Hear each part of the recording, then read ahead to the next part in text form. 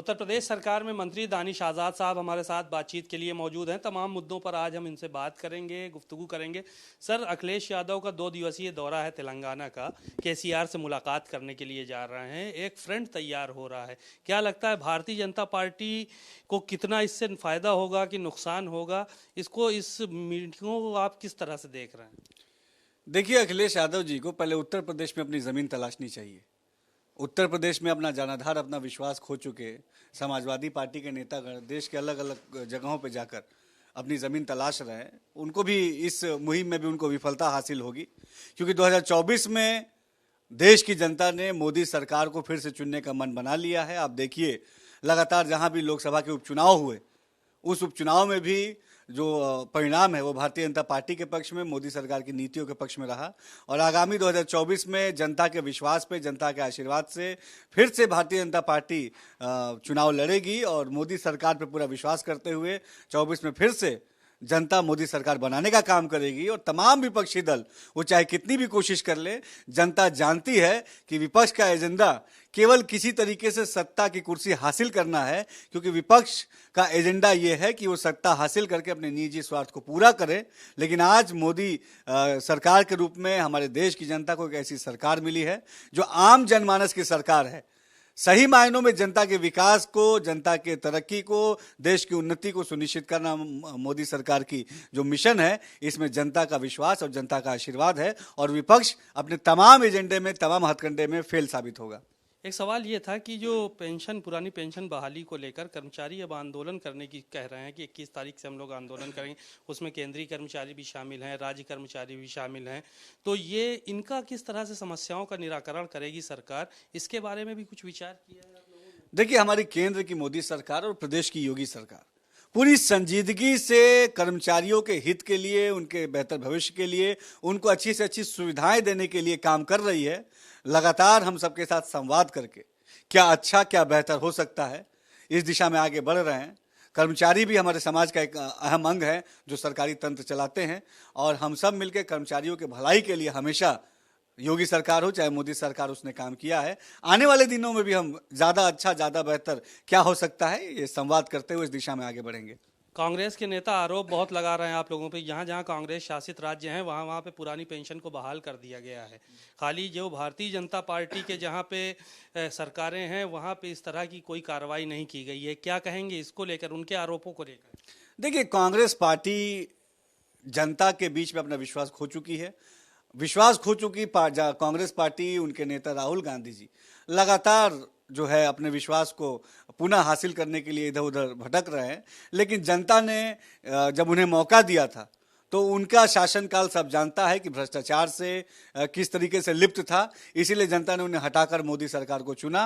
और हम तत्परता से अपने समाज का कोई भी व्यक्ति हो, चाहे आम नागरिक हो, चाहे हमारे कर्मचारी भाई बंधु हो, सबके हित के लिए पूरी संजीदगी से हमारी सरकार काम कर रही है। एक सवाल ये था कि मायावती ने कल बहुत आरोप लगाए भारतीय जनता पार्टी के ऊपर। उन्होंने ईवीएम पे भी सवाल खड़े किए। आज रिमोट ईवीएम मशीन का भी को लेकर भी बैठक चल रही है चुनाव आयोग में कि जो कर्मचारी बाहर रहते हैं वो रिमोट के जरिए वोट डाल सकेंगे। लेकिन मायावती ने कहा कि इसमें भारतीय जनता पार्टी की साजिश है। कहीं ना कहीं मशीनों के जरिए वो दूसरे दलों को मतलब कमज़ोर कर रही हैं और चुनाव में गड़बड़ियाँ, धांधलियाँ हो रही हैं। देखिए, बसपा पार्टी ये जानती है कि उनका जनाधार अब खत्म है।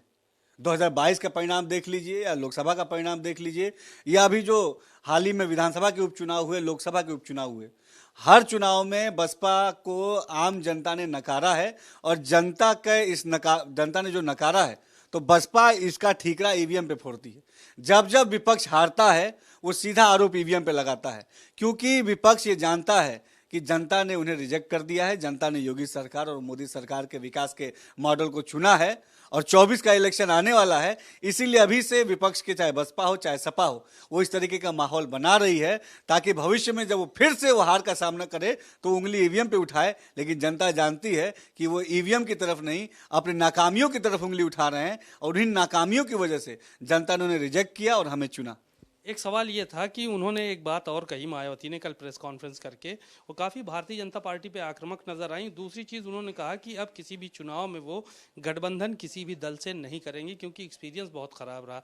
आपके साथ भी हो चुका है गठबंधन एक बार? अब ये तो उनका निजी मसला है, और जनता ने चाहे बसपा हो, चाहे सपा हो, चाहे कांग्रेस हो, सबको नकारा है।